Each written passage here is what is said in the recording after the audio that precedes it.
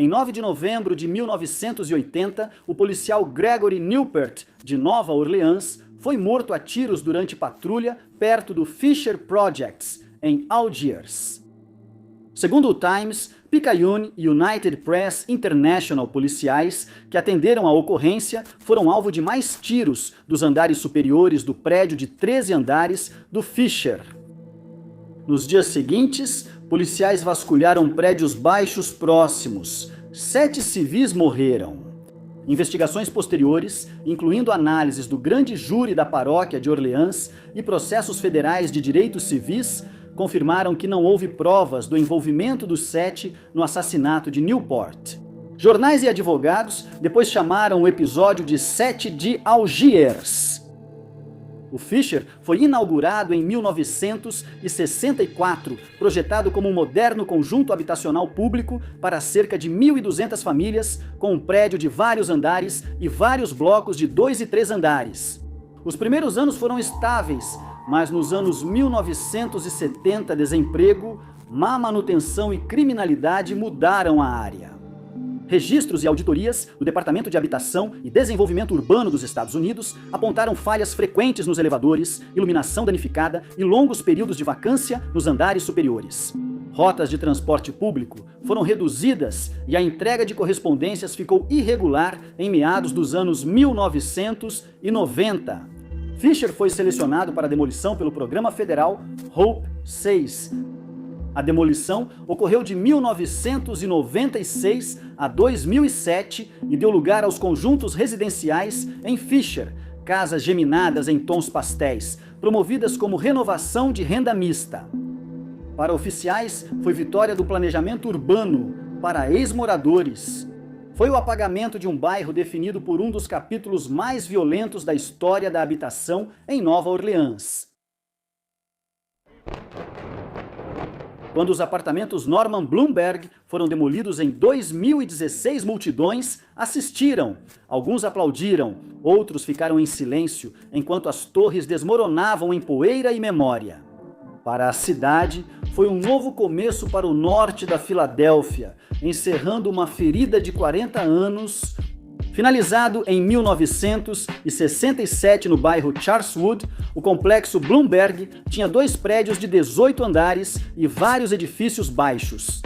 Queria simbolizar o progresso moderno das famílias negras trabalhadoras, oferecendo acesso a melhores condições de vida perto do centro? Em menos de 10 anos, esse otimismo havia desaparecido. Auditorias federais e registros da Autoridade de Habitação dos anos 1970 já listavam o local entre os mais degradados. Em Filadélfia, elevadores quebravam por semanas, dutos de lixo entupiam e corredores sem iluminação.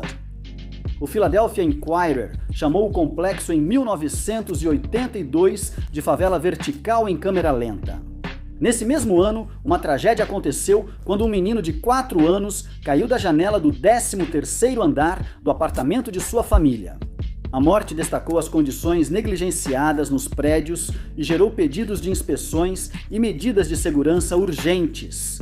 A cidade prometeu reparos, mas fez poucos. Nos anos 1980 e início de 1990, as torres viraram mercados de drogas, dominados pela venda de heroína e crack. Patrulhas policiais eram raras e moradores ouviam tiros todas as noites. Um relatório do Departamento de Habitação e Desenvolvimento Urbano dos Estados Unidos, de 1990, listou Bloomberg entre os 5 conjuntos habitacionais públicos mais violentos do estado. A demolição, marcada pelo plano de reurbanização Charleswood Bloomberg, de 500 milhões de dólares, foi considerada a maior transformação da habitação pública da Filadélfia. A implosão ocorreu em março de 2016. Imagens de televisão mostraram as torres gêmeas desabando, deixando um horizonte cinza e décadas de deslocamento. Hoje, sobrados de renda mista ocupam o local. Funcionários chamam de renascimento, antigos moradores de remoção. No fim, as torres que deveriam valorizar o bairro viraram um monumento ao fracasso. Em 12 de dezembro de 1980, uma explosão destruiu a creche no conjunto Bowen Homes, noroeste de Atlanta. A explosão matou e feriu várias crianças. Os investigadores concluíram que a causa foi um vazamento em uma tubulação de gás não consertada, apesar de diversos relatórios de manutenção. Para muitos em Atlanta, aquele momento fez Bowen deixar de ser só um conjunto habitacional com problemas e virar símbolo de negligência.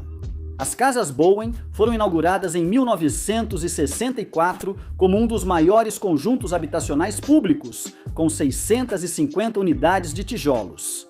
Divulgaram como refúgio para famílias trabalhadoras, com fotos de pátios ajardinados e parquinhos recém-pintados. Mas, em 2 décadas, o otimismo desapareceu. Os empregos industriais na região diminuíram, a pobreza aumentou e o orçamento de manutenção da cidade entrou em colapso. Nos anos 1970, Bowen era um dos locais mais subfinanciados da Autoridade Habitacional de Atlanta. A tragédia na creche em 1980 teve cobertura nacional. O Atlanta Journal-Constitution informou que o vazamento de gás já durava semanas e pedidos de reparo foram ignorados. Autoridades chamaram de acidente trágico, mas moradores atribuíram a anos de negligência. Após a explosão, bombeiros interditaram prédios por fiação e infraestrutura inseguras. Nas décadas de 1980 e 1990, Bowen ficou associada ao crime violento e tráfico de drogas. Registros da polícia indicavam várias agressões e tiroteios anuais.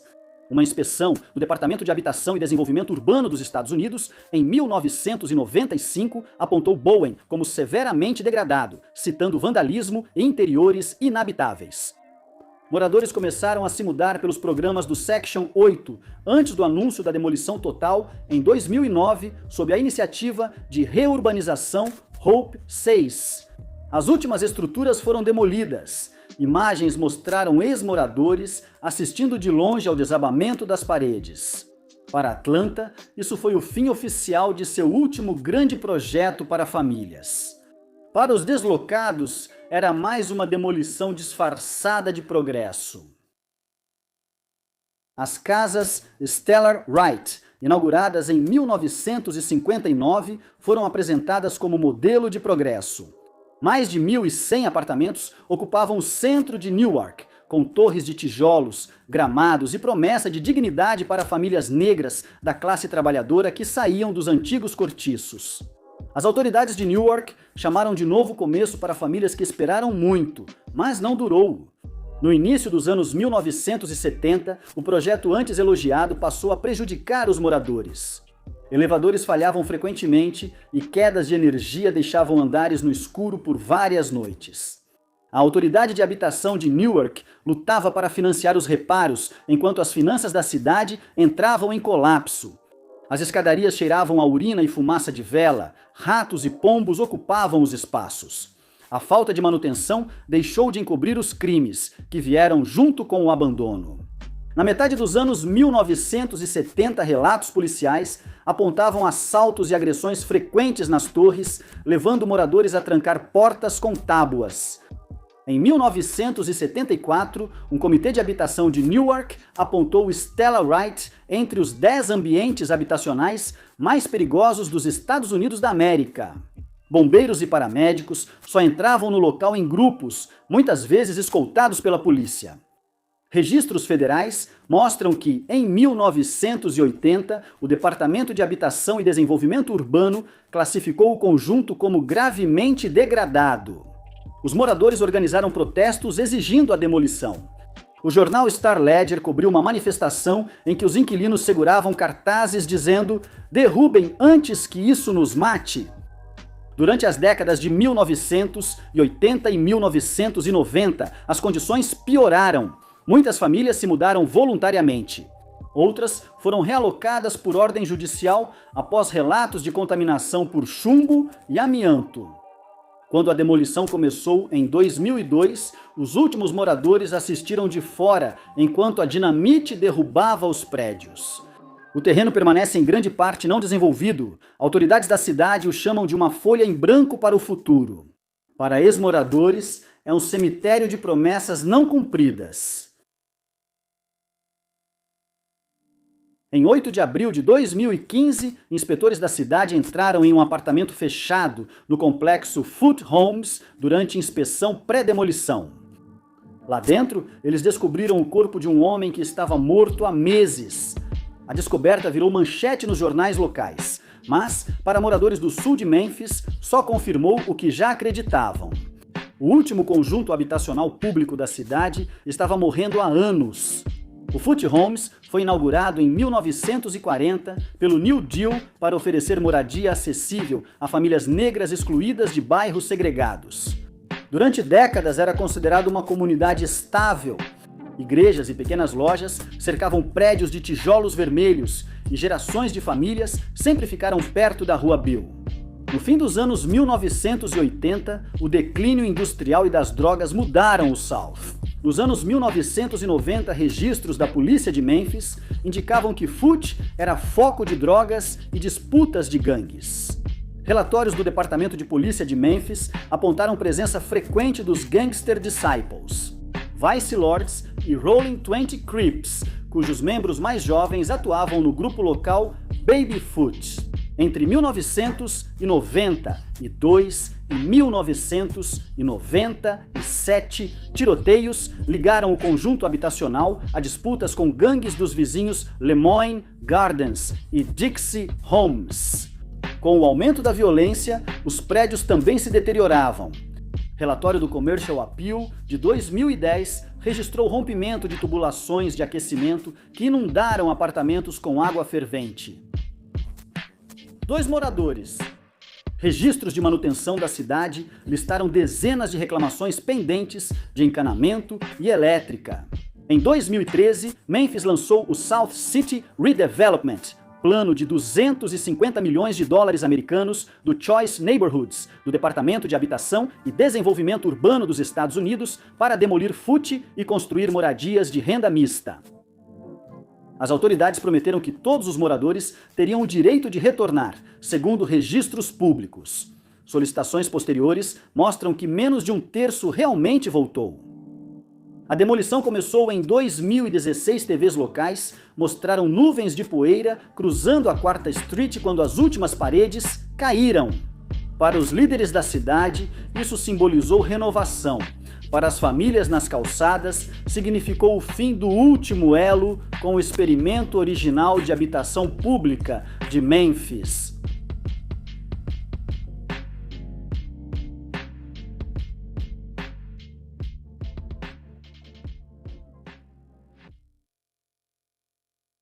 Na noite de 12 de setembro de 2023, enquanto Cleveland seguia normalmente, no oeste da cidade, tudo mudou quando os tiros foram disparados. Isso não foi aleatório. Um Honda Pilot roubado havia descido calmamente por uma rua residencial pouco antes da meia-noite. Não fazia manobras perigosas ou tocava música alta. Ele andava como um carro determinado. 4 membros de uma gangue, que se autodenominava Criminosos de Sangue Puro, estavam dentro daquele veículo. Entre eles estão Raven, Danny Mullins, Henry Noodles, Burchett, James Flock e Clemens. A acusação relata que foi um assassinato direcionado para apoiar o crime organizado. Quando a vítima, Armaud Issa Faraj, de 35 anos, saiu, o grupo teria agido rapidamente. Mais tarde, vizinhos ouviram uma rajada de tiros, seguida de um silêncio em que todos esperavam as sirenes para saber se podiam olhar para fora. A vítima caiu na rua e o motorista do Honda fugiu rapidamente. Horas depois, o mesmo SUV foi achado em chamas em outro ponto da cidade, numa tentativa de eliminar digitais, DNA e vestígios dos ocupantes. Quando os bombeiros chegaram, quase tudo no veículo já era cinzas e metal, mas o fogo continuava. O principal desafio para a polícia de Cleveland e investigadores federais era que este era o último elo de uma sequência de atos violentos investigados há quase 2 anos. Esse assassinato deu a eles o que precisavam: acesso a uma grande organização criminosa que cresceu silenciosamente de uma pequena gangue da Cedar State para algo mais estruturado, violento e ambicioso. O grupo Criminosos de Sangue Puro, segundo promotores, agia como família, impunha respeito como milícia e crescia como negócio. Do leste de Cleveland até Akron, Youngstown e até no sistema prisional do estado. Esse assassinato em 2023 levou o governo federal a revelar uma das maiores acusações contra gangues na história recente de Cleveland.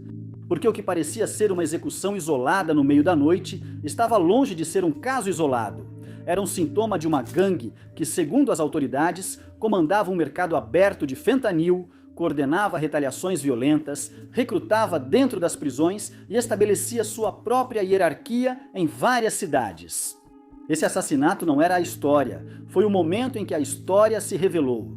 O leste de Cleveland teve várias gangues ao longo das décadas, mas no início dos anos 2020, um local específico virou o centro de uma nova operação. O conjunto Cedar Estates, escondido a leste do centro por anos, tinha a típica tensão do bairro, escadarias abertas, pátios escuros e esquinas. Isso variava conforme quem tinha mais força na temporada. Investigadores federais afirmam que tudo mudou quando os criminosos de sangue puro dominaram a área. Eles controlaram fornecimento, território e fluxo. A liderança da FBF criou um mercado Findall, no Cedar Estates, com membros revezando nos turnos, carros escondidos e 2 apartamentos usados como esconderijo para manter o fluxo do produto. Bars sabia exatamente onde ir. O pátio e o gramado ao lado da loja de bebidas da 28ª Street Fentanyl, metanfetamina, cocaína e buprenorfina ou subis. Esses eram os produtos principais, cada um com seu próprio preço e demanda, e todos contribuíam para uma fonte constante de renda. A gangue era pequena, mas sua estrutura os tornava perigosos. Você tinha o Dunny, que cuidava tanto da coordenação nas ruas quanto da coordenação em níveis mais altos, e tinha o Noodles, profundamente envolvido com o lado das drogas e da violência, depois o Flock, ligado à parte de execução e comunicação do grupo, e abaixo deles, uma rede de distribuidores e mensageiros. Jeffrey Fatty, Lee, Gerald, Ruga, Farrell Devontae, Dina Johnson, Elijah, Loon Johnson, Jerome, John Thomas Williams. Cada nome surge nas acusações por conspiração para tráfico, posse de armas ou comando das comunicações da equipe.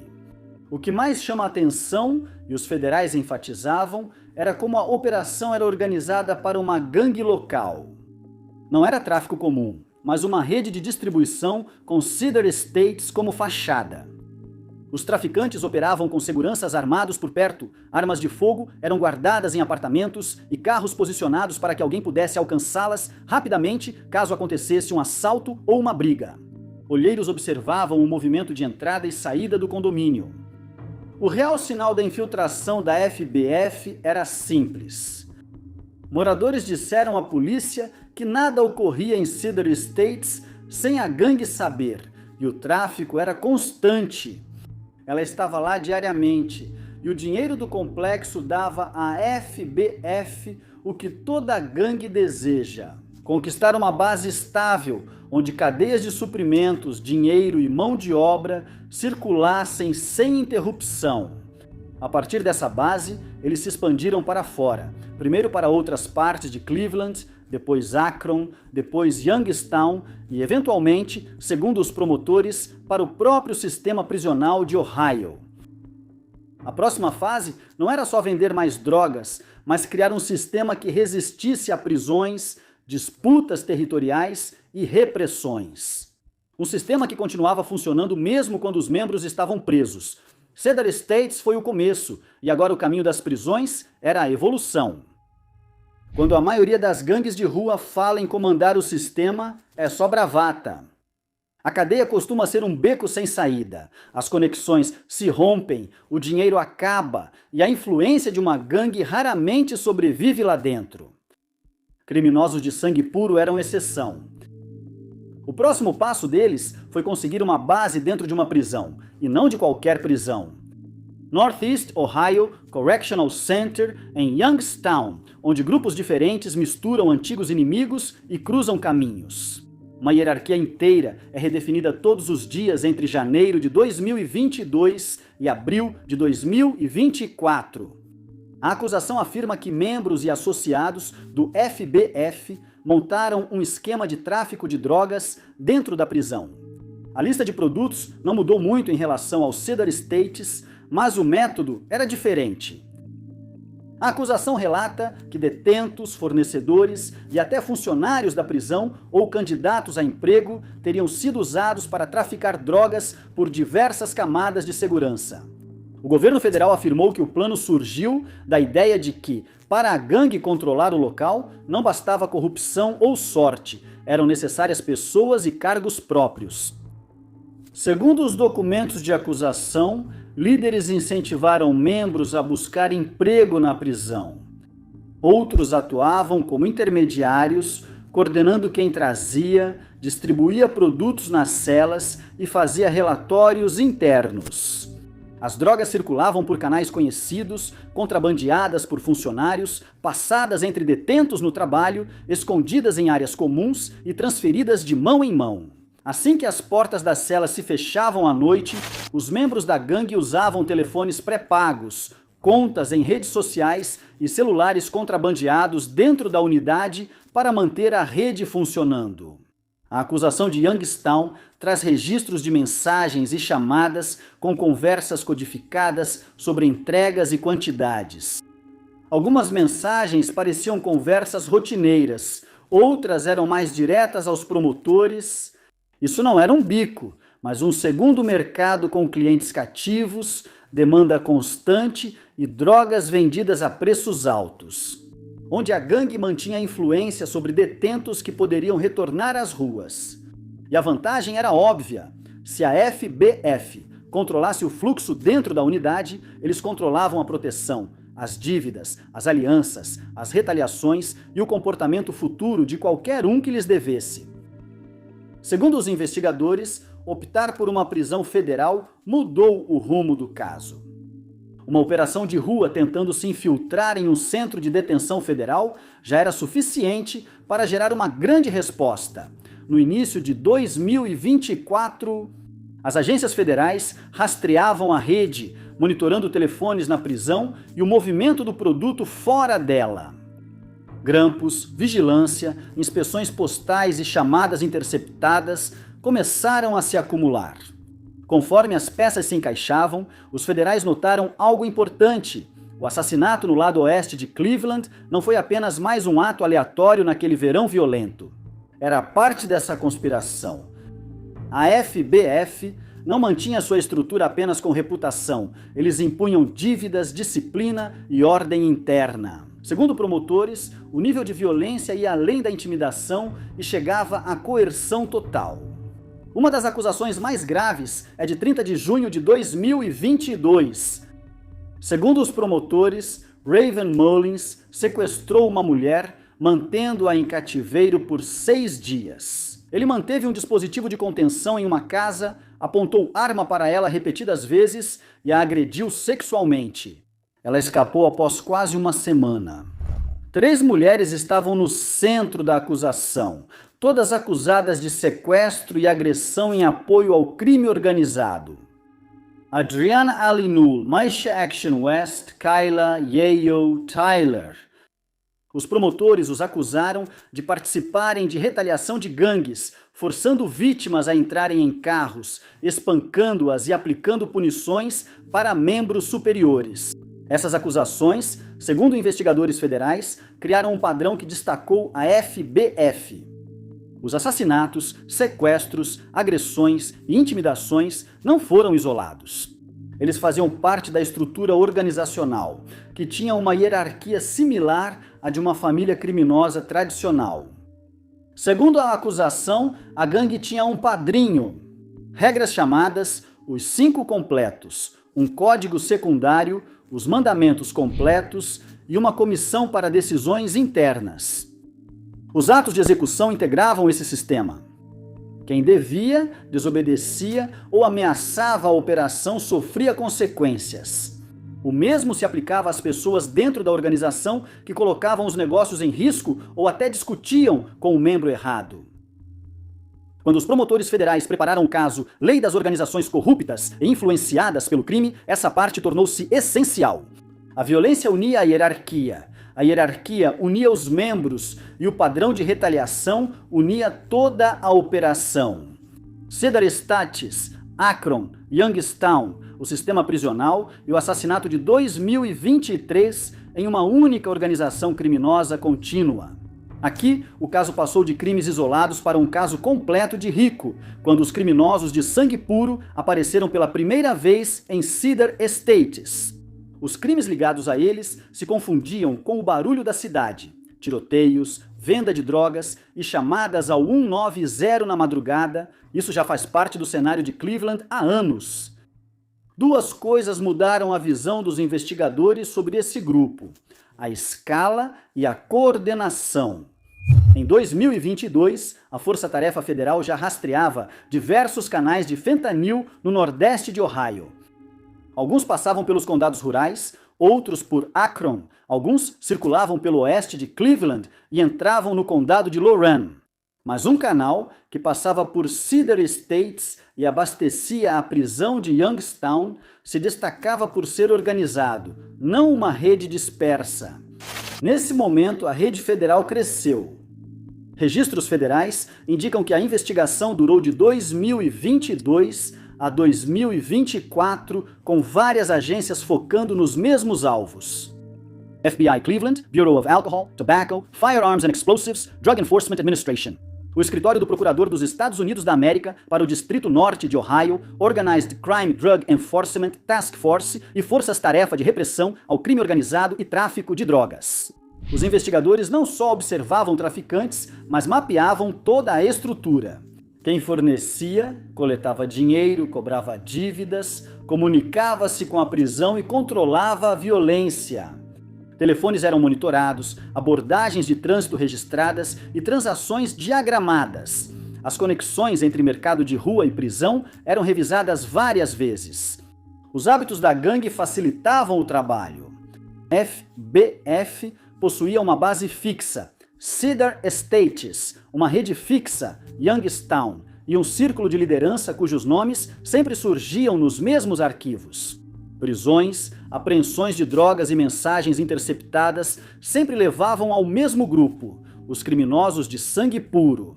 Após quase 2 anos de vigilância e mensagens interceptadas com investigadores prisionais, promotores federais fizeram seu primeiro movimento público.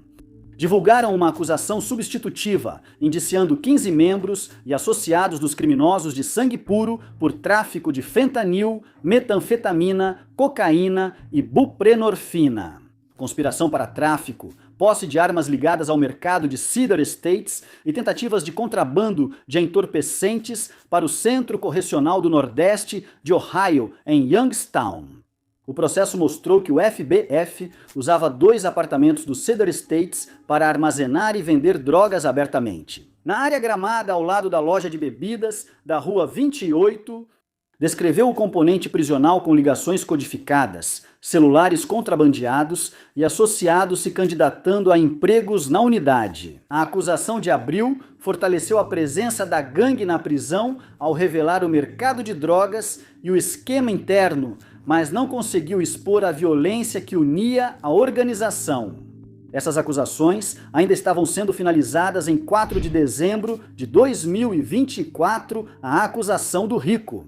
8 meses depois, promotores federais apresentaram um caso mais amplo. A segunda acusação indiciou 18 réus por conspiração de extorsão.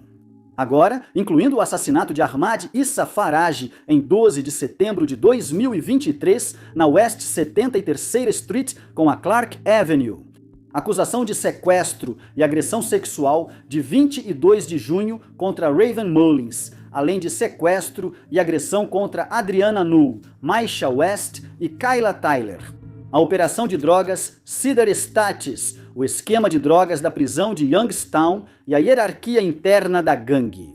Com essa acusação, o governo não focava casos isolados. Mostravam os criminosos de sangue frio como uma só organização coordenada, atuando em Cleveland, Akron, Youngstown e até uma prisão federal privada. Agentes federais e promotores classificaram a FBF como uma das maiores ameaças de gangue no nordeste de Ohio. Não pelo tamanho, mas pela estrutura. O processo federal contra os criminosos de sangue puro ainda não terminou. A maioria dos acusados na denúncia Rico de dezembro de 2024 segue presa, aguardando julgamento. O assassinato de Ahmad Issa Farage, o sequestro de junho de 2022 e demais acusações de violência dependerão das provas apresentadas no julgamento. Os documentos mostram claramente como a gangue estava profundamente infiltrada em toda Cleveland. Cedar States eventualmente vai mudar, outro grupo vai tentar ocupar o espaço ou o mercado vai se dividir em equipes menores. O esquema de tráfico em Youngstown pode acabar ou alguém pode tentar reconstituí-lo. Para os criminosos de sangue puro, a história está em suspenso, nada foi resolvido ainda, sem veredictos, sem desfecho. Uma equipe que era um sistema fechado, agora enfrenta um processo lento, mas onde tudo chega ao destino. Antes dos tiroteios serem ligados, a organização responsável já tinha criado a base que possibilitou a violência. Tudo começou com uma linha de suprimentos de centenas de quilômetros no sul. O grupo ia a Houston com dinheiro e retornava com heroína em quilos. Eles viajavam de ônibus Greyhound, levando drogas e dinheiro por rotas interestaduais baratas e difíceis de monitorar. Esse esquema permitia que uma equipe de esquina operasse em escala maior do que o bairro sugeria. O dinheiro circulava além de Nova Orleans.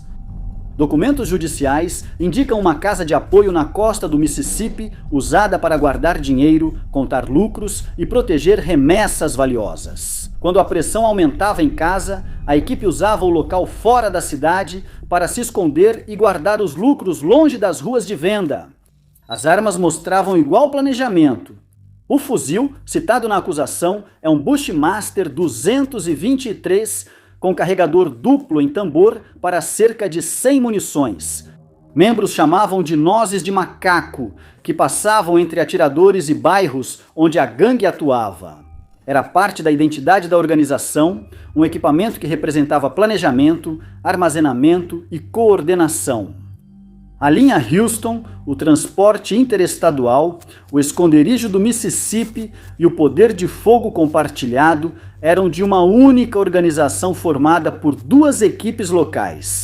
A 3NG era baseada na terceira com a Galvez, na cidade central. Eles controlavam um ponto fixo de heroína, tinham atiradores e mantinham posição em um bairro sob constante ameaça de retaliação. A segunda era a G-Strip, baseada na rua Gallier, no 9º distrito. Eles tinham seus próprios clientes, rede de distribuição e também seus próprios conflitos e rivais, baseados em projetos na região. As gangues se unem para proteger a rota da heroína, somam atiradores e ampliam a distribuição nos territórios. Ela já era uma única organização quando ocorreram os primeiros assassinatos em 2010, com a estrutura pronta. O sistema da gangue só funcionava com apoio de vários bairros. A 3NG precisava controlar a esquina da terceira com a Galvez e sabia como manter a pressão ali. O problema deles era a falta de espaço para expandir. Um quarteirão não suportava o esquema de heroína vinda de Houston. Já o G-Strip sofria com o oposto. Controlavam bares no 9º distrito, influenciavam o corredor Desire e Flórida, mas sempre disputavam espaço. A área ao redor da Gallier Street tinha suas próprias rivalidades, e o G-Strip não tinha gente suficiente para proteger a distribuição e ainda lidar com as gangues ao redor.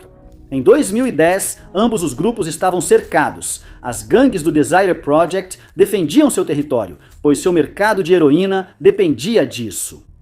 Os grupos Ride or Die e Calliope Link circulavam pelo Uptown e pelos bairros ao redor, criando atrito tanto com o G-Strip quanto com Central City. Facções jovens, como as de Melpomene, surgiam simultaneamente, aumentando a pressão. Uma gangue só não dava conta, então 3NG e G-Strip uniram alcance, atiradores, clientes e suprimentos. Não era um acordo temporário, virou um sistema, armas compartilhadas, dinheiro compartilhado e responsabilidade compartilhada por tudo o que acontecesse entre seus bairros.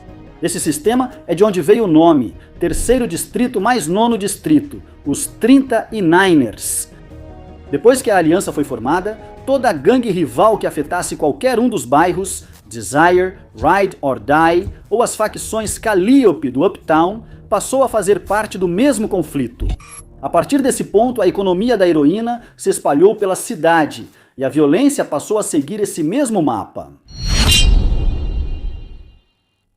Após firmarem a aliança, o grupo agiu e mudou a reação da cidade, invadindo violentamente os projetos Desire. Em 22 de fevereiro de 2010, Kendall Faber foi morto a tiros na área de Desire. Ele fazia parte da equipe que controlava as células de heroína no 9º distrito. Os 39ers mandaram membros para matar, vendo Desire como obstáculo à linha de suprimento. Essa decisão teve um custo relacionado a Desire. As equipes operavam com sua própria ordem interna. Se alguém fosse eliminado dentro do território deles, as pessoas percebiam imediatamente. O assassinato de Favorite se espalhou rápido e alterou a visão de vários grupos sobre o que 3NG e 3-Strip estavam se tornando. A aliança não agia como equipe de esquina, mas com mais alcance. Esse ataque não só irritou as pessoas nos conjuntos habitacionais, como também colocou os 39ers no radar. Eles tinham entrado na política dos projetos e esse movimento sempre forçava uma resposta. A aliança não desacelerou, mesmo vendo a reação, eles continuaram avançando. 3 meses depois, em 11 de maio de 2010, Rayshon Jones foi morto. Jones tinha ligações com pessoas conectadas ao Ride or Die, uma gangue que já tinha conflitos com Central City e o 9º distrito. A morte dele confirmou o que o ataque anterior sugeria. Os 39ers miravam quem influenciava o tráfico de heroína na cidade. Esses assassinatos de Favorite e Desire em Jones e no território Link Uptown foram o primeiro grande erro da aliança. Eles eliminaram rivais, mas também atraíram a atenção de gangues que antes não viam a 3NG ou a G-Strip como presença na cidade. Após os ataques, passaram a ver. Após os ataques, a aliança passou a ser vigiada por mais de um bairro. Eles estavam envolvidos em uma rede de assaltos no Uptown, ligados à heroína, dinheiro, rivalidades e controle do movimento perto do centro. Grupos ligados a Calliope e Ride or Die não precisavam de declaração formal para responder. Eles já tinham atritos com a 3NG e a G-Strip e o assassinato de Faber confirmou suas suspeitas. A aliança se expandia rapidamente. A pressão se manifestou na forma como as pessoas se movimentavam. Equipes rivais começaram a marcar presença mais perto dos quarteirões centrais da cidade, dos quais os 39ers dependiam. A mudança os obrigou a decidir: aceitar o desafio e arriscar perder território ou revidar com força para que a mensagem fosse além da esquina. Em 19 de maio de 2010, escolheram a segunda opção. 2 homens da rede Calliope foram emboscados na Central City. Lester Green foi morto e Jamal Smith baleado, mas sobreviveu. Essa emboscada mudou o rumo da guerra. A morte de Faber foi a primeira violação de limites. O assassinato de Green mostrou que a aliança protegeria Central City, eliminando qualquer oposição em suas fronteiras. Agora, a disputa era sobre onde a heroína podia circular, quem podia vendê-la e quais grupos impunham as regras. No início de 2011, a aliança não só reagia aos rivais próximos ao seu território, mas também começou a rastrear pessoas na cidade intencionalmente. A informação e as armas circulavam mais rápido e os atiradores preferiam mobilidade em vez de esperar o conflito chegar ao seu quarteirão. A mudança ficou evidente em 19 de fevereiro de 2011, quando Terrence Dennis foi perseguido e baleado várias vezes por Central City. Os 39ers comentavam sobre ele há semanas por andar com grupos que cresceram perto da área deles. A questão não era onde acharam Dennis, e sim como seu nome ficou no topo da lista. Ele foi alvo porque membros da aliança monitoravam quem se aproximava dos quarteirões, ganhava influência e podia atrapalhar suas atividades. Dennis era um desses nomes. No dia seguinte, 20 de fevereiro, a aliança realizou um segundo ataque. Little John Haynes foi abordado com rifles e pistolas, incluindo Monkey Nuts. Haynes tinha contatos influentes na região alta, onde a aliança monitorava a heroína e o eliminou. No dia seguinte, Dennis indicou que o grupo passou a operar com ritmo, não mais reagindo caso a caso. Nessa época, os 39ers passaram a usar carros em sua estratégia. As equipes monitoravam os alvos para confirmar padrões antes de agir, usando mais de um veículo sempre que possível. Um para vigiar e outro para cercar, aproveitando o traçado das ruas como vantagem. A violência cresceu quando a organização adotou um método mais eficiente para proteger sua renda, tornando o conflito sistemático. Em 2011, os 39ers já tinham aperfeiçoado o estilo de perseguição. Os atiradores usavam armas compartilhadas, veículos rotativos e informações que circulavam rapidamente entre Central City e o 9º Distrito. O sistema que os ajudou a crescer também facilitou o rastreamento. O erro inicial foi a previsibilidade. Nesse ponto, os 39ers atacavam pessoas que tinham influência em grupos rivais específicos. A maioria desses ataques ocorreu após alguém da aliança divulgar um nome. O padrão era claro. Identificar um rival reforçava a ação em pequenas equipes. Era eficaz nas ruas, mas estabelecia um ritmo. Os investigadores aprenderam a reconhecer. O segundo erro foi a circulação de armas, já que o Rifle Bushmaster Monkey Nuts não ficou oculto. Ele se movia rápido nos tiroteios e seu tamanho e carregador sempre o destacavam. Ele conectou os incidentes e quanto mais a aliança dependia dele, mais evidentes eram os vínculos. O terceiro erro foi a maneira como eles abordaram os alvos finais. Em 24 de maio de 2011, Gregory Keys foi morto a tiros e Kendrick Smothers ferido. Gregory Keys foi citado na aliança por andar com pessoas ligadas ao tráfico de heroína no centro da cidade. Assim, alguém que pode levar clientes ao caminho errado. O ataque chamou atenção por seguir o padrão em desenvolvimento. Mesma arma, equipe pequena e ataque rápido. O assassinato meses depois expôs a aliança. Em 14 de setembro de 2011, Michael Marshall foi seguido após o trabalho e baleado antes de entrar no carro. As pessoas o seguiram até confirmar que ele estava sozinho e se aproximaram a pé. A preparação era semelhante a assassinatos anteriores, e os investigadores notaram as semelhanças. No fim de 2011, os 39ers desmoronavam porque eram dominados pelos rivais e seus métodos não evoluíam. O que fortalecia a aliança virou o início de sua queda. Em 2012, a aliança já não era a mesma equipe que construiu a linha de Houston. Ela movimentou o rifle Bushmaster por 2 bairros. A ruptura não teve um único início, mas veio das mudanças na cidade. Rivais antes em conflito agora focavam nos 39ers. As pessoas conversavam e usavam as mesmas informações internas, enquanto alguns quarteirões circulavam pelas ruas dos 39ers. Sempre que uma arma compartilhada surgia ou uma perseguição se repetia, mais pessoas percebiam quem era o responsável. Os federais agiram com paciência, analisaram padrões, rastrearam armas e notaram quem surgia após cada incidente. O caso não foi baseado em um informante ou pista única, mas na consistência, mesmo estilo, gangues e nomes repetidos pela cidade. Em junho de 2015, o Martelo fez uma acusação de extorsão, citando os 39ers como uma só organização. O julgamento de 2017 revelou a aliança que eles acompanharam. Testemunhas relataram viagens para Houston, armas compartilhadas, destinos da heroína e responsáveis pelo cumprimento das regras. Alguns réus contestaram, outros aceitaram acordos e havia os considerados centrais pelos promotores. Os envolvidos em violência grave pegaram prisão perpétua ao fim do caso. Central City e o 9º Distrito não mudaram de imediato. Mas a versão dos 39ers, com armas compartilhadas, atiradores recrutados e repressão em bairros, sumiu. Nenhum grupo posterior comandou o sistema igual. Tentativas houve, mas não replicaram.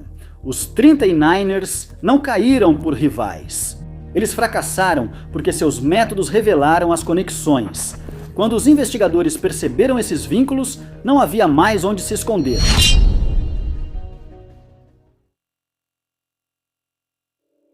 Em 30 de outubro de 2018, agentes da USB Hazleton, Virgínia Ocidental, encontraram um dos informantes mais infames dos Estados Unidos da América caído na cela.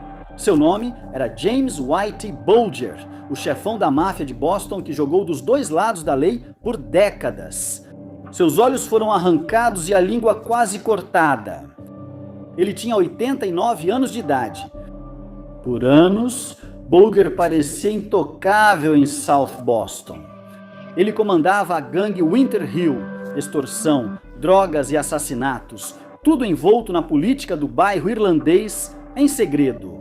Ele também era um informante de alto nível do FBI, fornecendo informações sujas sobre a máfia italiana aos agentes, enquanto usava da proteção deles para eliminar seus próprios rivais. Era uma parceria construída sobre mentiras e sangue. Quando o segredo veio à tona nos anos 1990, Bulger sumiu. Ele ficou 16 anos foragido, usando identidades falsas da Louisiana à Califórnia com sua namorada Catherine Gregg. O FBI o capturou em um apartamento em Santa Mônica em 2011, onde escondia dinheiro, armas e os fantasmas de quase 20 assassinatos não resolvidos. Ele foi condenado à prisão perpétua em 2013. No sistema federal, a fama de Bulger era uma desvantagem. Idoso, frágil e odiado por mafiosos que desprezavam informantes, ele também era considerado um problema político pelos funcionários da prisão. Transferências o mantinham em movimento: Flórida, Oklahoma e, por fim, Unidade de Segurança Penitenciária Hazleton, na Virgínia Ocidental, uma penitenciária violenta conhecida como Montanha da Miséria. O contrato foi executado em menos de 24 horas após a chegada. Investigadores identificaram Fotel's Fred Gash, ex-assassino da família Genovese e condenado à prisão perpétua, como um dos agressores. Era conhecido por odiar delatores. Câmeras flagraram vários detentos entrando na cela de Bulger, enquanto guardas ignoravam. Ninguém interveio. O Departamento de Presídios chamou isso de investigação de homicídio, mas, para os homens dentro de Hazleton e para muitos em Boston, foi um desfecho poético. O mesmo sistema que um dia protegeu Whitey Bulger, finalmente o entregou ao único tribunal que ele não podia manipular em Medellín. O nome Griselda Blanco ainda carrega uma maldição. A madrinha da cocaína construiu seu império com assassinatos, imigração, inundando Miami com cocaína nos anos 70 e 80 e eliminando quem a enfrentava. Mas o capítulo mais brutal de sua história veio anos depois de sua queda, quando seu próprio filho aprendeu o que acontece com a família de um dedo duro. Griselda teve 4 filhos, todos criados nas sombras da sua dinastia criminosa. Após sua prisão, 3 morreram de forma violenta. O 4º, Michael Corleone Blanco, sobreviveu ao se reinventar.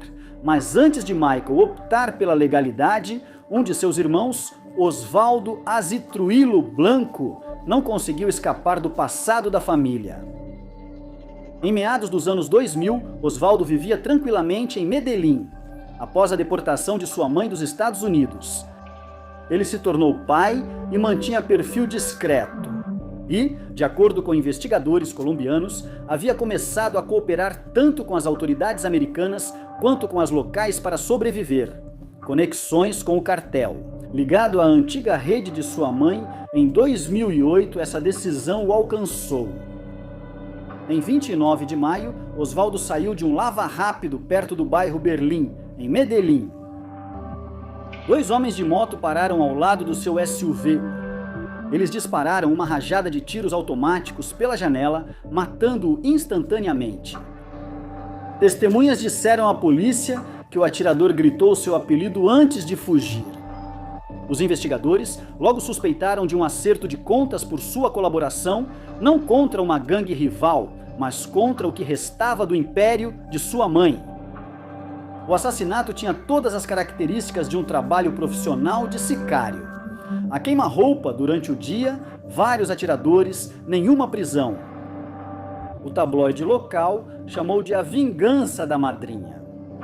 Promotores americanos não comentaram publicamente, mas relatórios da polícia colombiana revelaram o contato recente de Osvaldo com agentes antidrogas dos Estados Unidos da América. Ainda não se sabe se ele cooperava formalmente ou só era vigiado. O que é certo é que ele se tornou o quarto filho de Blanco a morrer por tiros. Sua morte encerrou a linhagem de Blanco na Colômbia. 4 anos depois, em 2012, Griselda Blanco foi assassinada em frente a um açougue em Medellín. Morta da mesma maneira que ela mesma já havia mandado matar outros. Mickey Thompson, lenda das corridas de arrancada, e sua esposa Trudy foram mortos a tiros na entrada de casa em Los Angeles em 1988. Foi um trabalho profissional. 2 atiradores, pistolas com silenciador, nada foi roubado.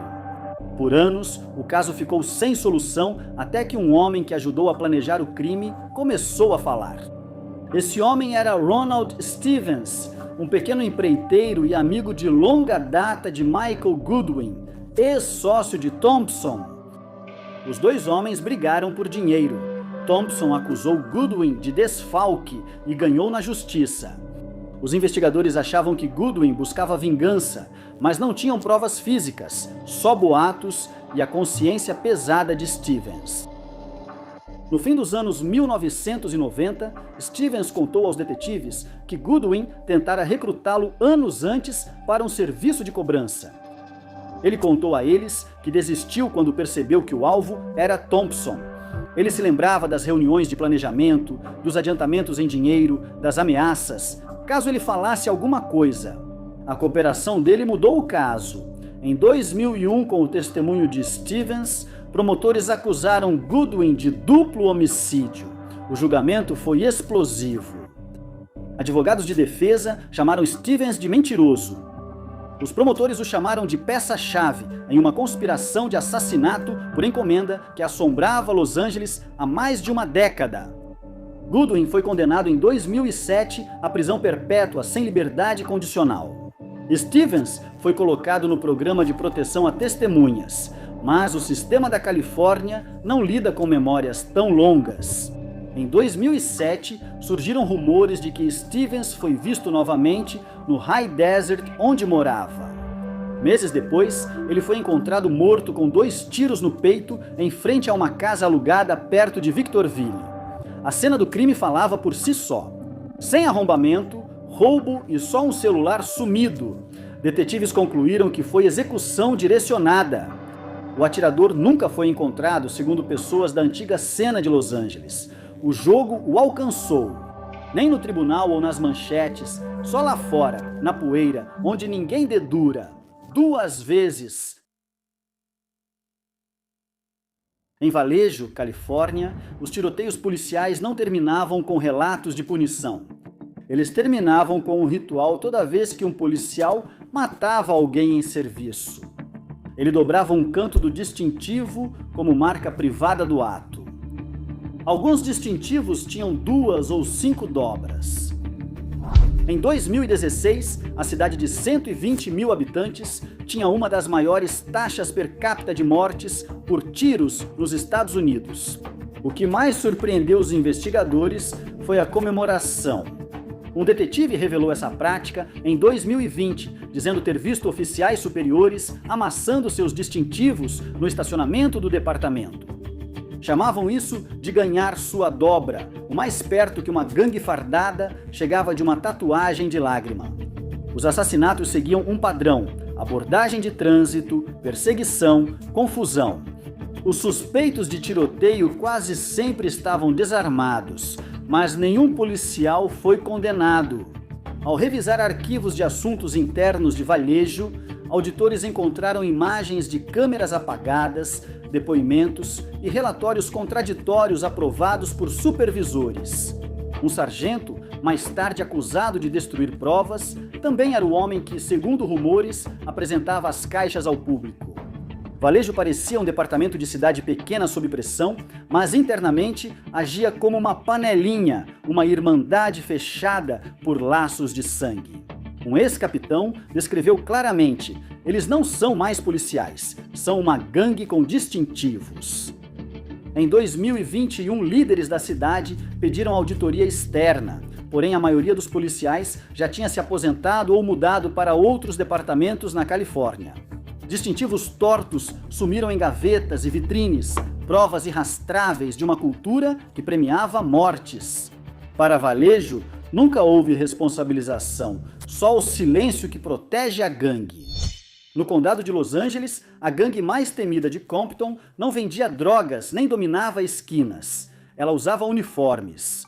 Chamavam-se os Carrascos, uma facção de tatuagem que atuava na delegacia do departamento do xerife.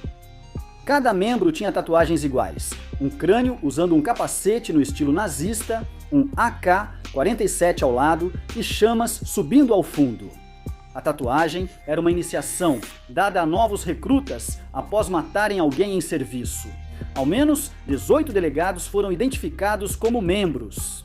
Seus nomes surgiram em processos e denúncias, apontando liderança paralela que decidia promoções, horas extras e proteção. Segundo um delegado que testemunhou, existia um sistema de cotas. Prisões mais agressivas traziam respeito mais rápido. Um policial relatou ter sido pressionado a fazer a tatuagem após recusar participar de uma surra. Logo foi transferido, rebaixado e recebeu advertências falsas. A panelinha agia impunemente. Deputados acusados de tiroteios foram inocentados por revisões internas conduzidas por outros executores. Supervisores que questionavam a cultura enfrentavam retaliação ou aposentadoria precoce. Quando a história veio à tona em 2020, parecia um mito urbano. Tatuagens de gangue simbolizavam mortes no departamento do xerife, confirmado por áudio vazado de um deputado.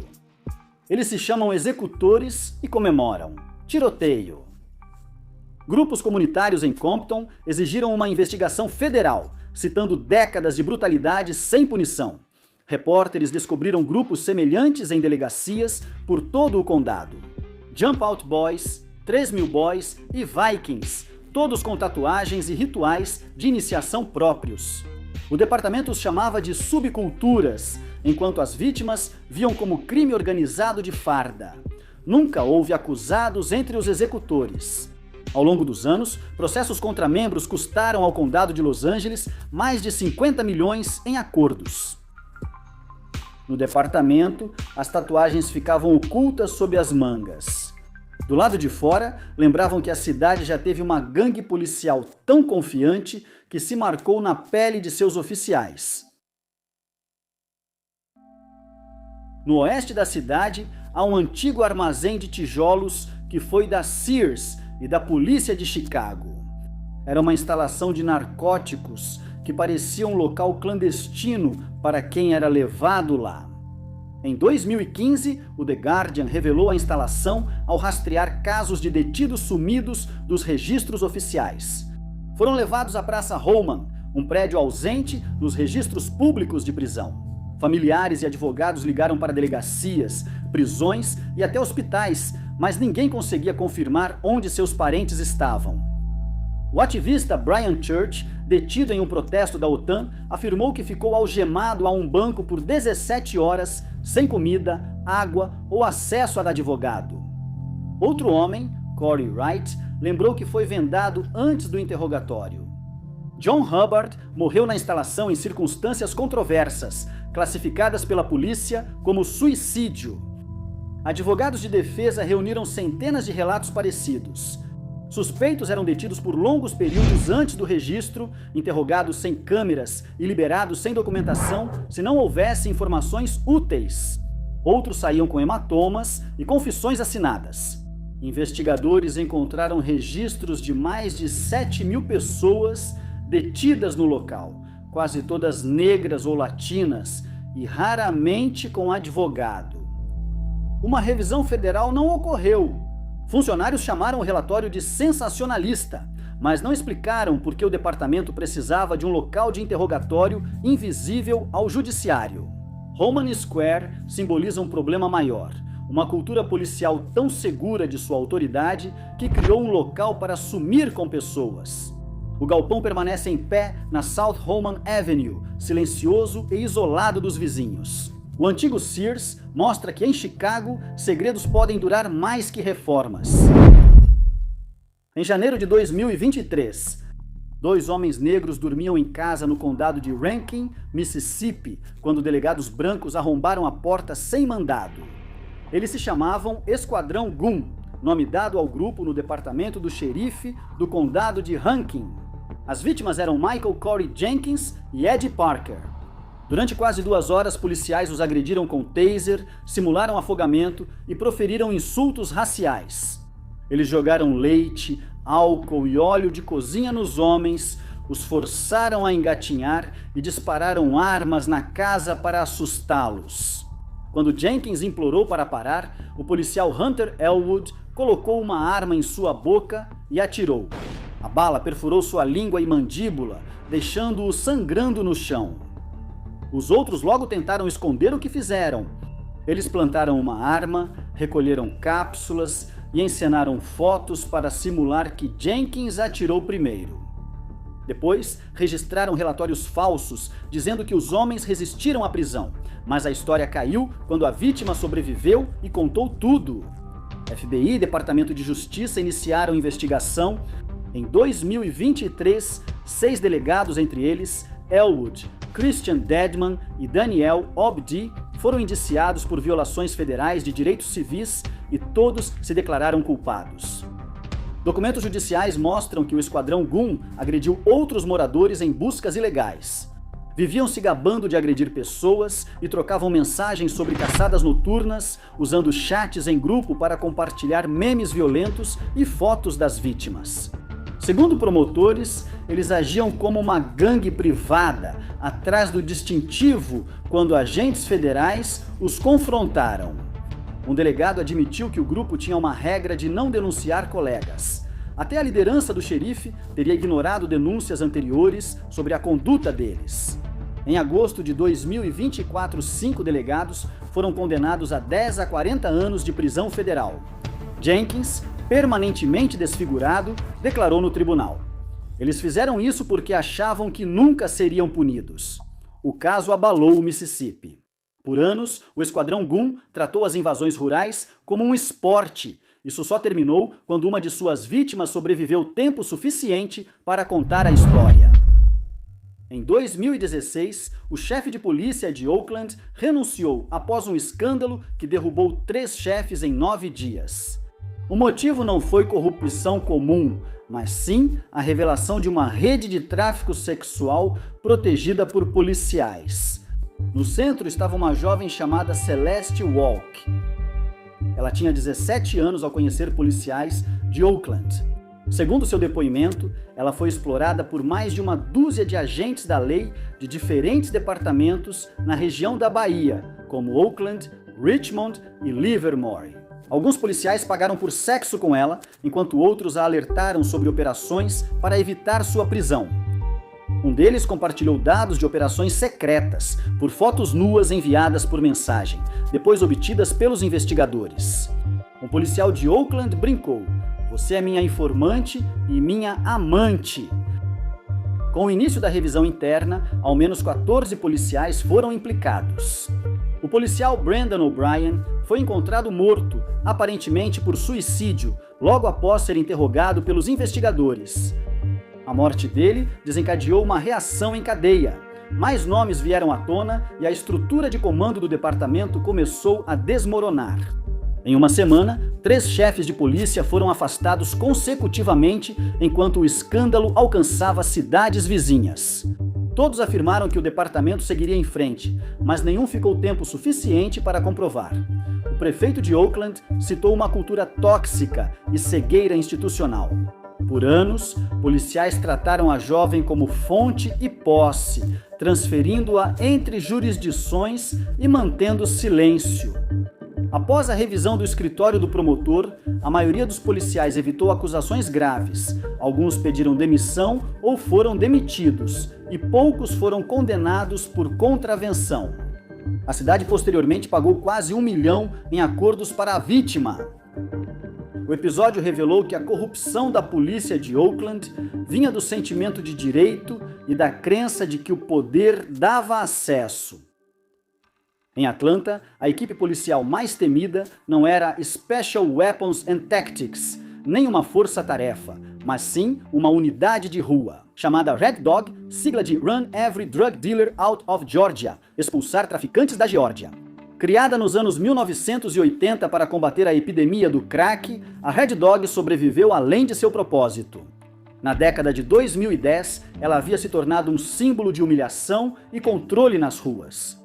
Moradores comparavam suas táticas a invasões militares, invadiam conjuntos habitacionais, mandavam os homens deitar no chão e faziam revistas públicas.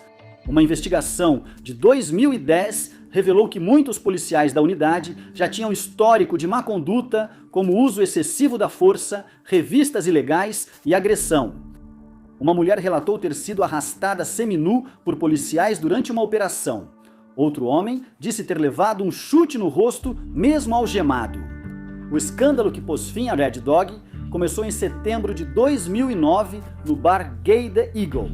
Policiais invadiram o clube em fiscalização de leis de bebidas alcoólicas. Os frequentadores foram forçados a deitar no chão enquanto policiais os insultavam com falas homofóbicas e ameaçavam agredi-los. Nenhuma droga foi encontrada, ninguém foi preso e a batida provocou indignação nacional. Líderes prometeram mudanças, mas defensores da Red Dog alegaram que a agressividade do grupo era essencial. Em poucos meses, novas denúncias de brutalidade surgiram, espancamentos gravados em celulares, processos de famílias e acordos pagos pela cidade. No início de 2011, o prefeito Kasim Reed anunciou a dissolução da unidade, mas foi principalmente simbólica. Em poucos anos, Atlanta perdeu um sucessor muito similar. A unidade Apex, encarregada novamente de patrulhas de alta intensidade em bairros pobres, contou com a transferência de muitos dos mesmos policiais. O legado da Red Dog permaneceu, servindo de modelo para o policiamento agressivo em todo o país, apenas com novos nomes. Memphis chamou a sua de escorpião, Nashville, Flex. Cada uma carregava a mesma reputação, abordagens violentas, ossos quebrados e processos judiciais que custaram milhões às cidades. Em Atlanta, o distintivo ainda valia, mas a sombra do Red Dog persistia. Controlando a cidade pelo medo, basta autoridade para agir sem consequências, sem precisar de cores. Em Baltimore, uma cidade já sangrando pelas feridas do crime e da corrupção, uma unidade policial especializada foi criada para travar uma guerra contra armas ilegais e gangues violentas. Mas ao invés de cumprir a lei, esses policiais decidiram ser a própria lei. Eles dominavam as ruas como mafiosos, roubavam traficantes, revendiam drogas e plantavam armas em quem agrediam. Esta é a história da Força-Tarefa de Rastreamento de Armas, uma das unidades policiais mais corruptas dos Estados Unidos da América. Baltimore, Maryland, é conhecida por altas taxas de criminalidade, epidemias de drogas e polícia sob constante escrutínio. No início dos anos 2000, a taxa de homicídios da cidade estava entre as mais altas do país e as autoridades estavam desesperadas por uma solução. A Força-Tarefa de Rastreamento de Armas foi criada para retirar armas ilegais das ruas e combater redes de crimes violentos. Por um tempo funcionou, ou assim parecia.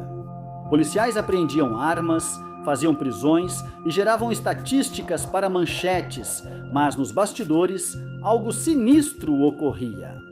Eles não só combatiam o crime, mas o comandavam. As ruas falavam, e logo as ruas de Baltimore estavam fervilhando com sussurros sobre policiais corruptos.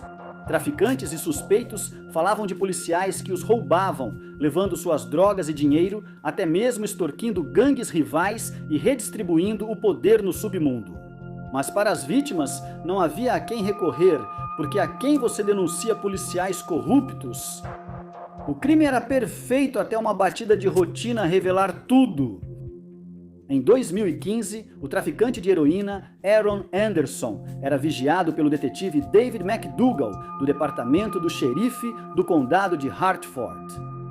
McDougall colocou um rastreador sistema de posicionamento global embaixo do carro de Anderson, com a intenção de acompanhar seus movimentos. Mas, quando os policiais finalmente pararam Anderson, encontraram 2 rastreadores. Um era deles. O outro pertencia a um membro da Força-Tarefa de Rastreamento de Gangues. Força-Tarefa de Rastreamento de Gangues. Anderson foi roubado dias antes por homens que invadiram sua casa fingindo ser da Special Weapons and Tactics.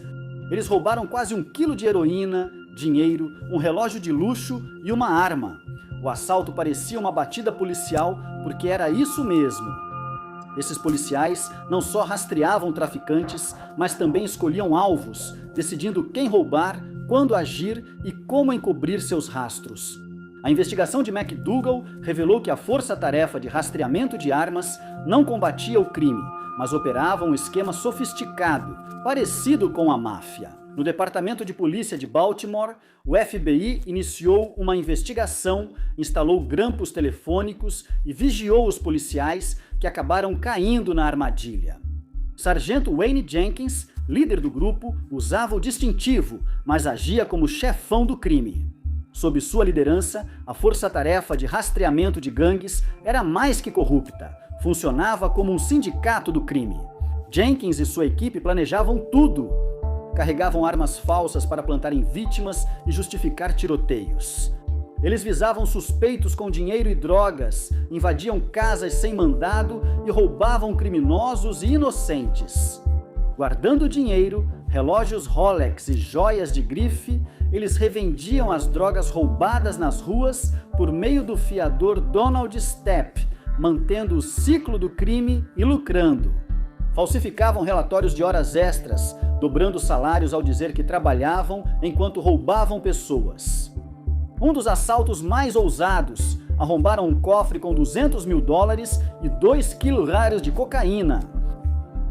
Pegaram metade do dinheiro e todas as drogas, fecharam o cofre e depois se filmaram fingindo abrir e apreender tudo para as câmeras. Em 2017, surgiram as primeiras acusações. 13 policiais foram acusados de associação criminosa, roubo, extorsão e tráfico de drogas. Wayne Jenkins, 25 anos. Daniel Harrison e Marcus Taylor, 18 anos cada. Mamoudou Gondo, 10 anos libertado em 2024. Jamil Ram, 12 anos. Thomas Allers, 15 anos. Outros policiais fecharam acordos e pegaram penas menores. O escândalo abalou Baltimore, que pagou mais de $13 milhões em indenizações às vítimas. Mas além da perda financeira, o verdadeiro dano foi a confiança entre o povo e a polícia. Casos foram arquivados, condenações anuladas e o Departamento de Polícia de Baltimore, já com problemas de credibilidade, ficou em ruínas. Então, no que acontece agora? A maioria desses policiais ainda está atrás das grades, mas alguns já foram soltos, voltando para a sociedade como se nada tivesse acontecido para as vítimas. A justiça pode até ter sido feita, mas será que parece justiça? E a verdadeira pergunta permanece: se isso estava acontecendo em Baltimore, onde mais isso está acontecendo agora?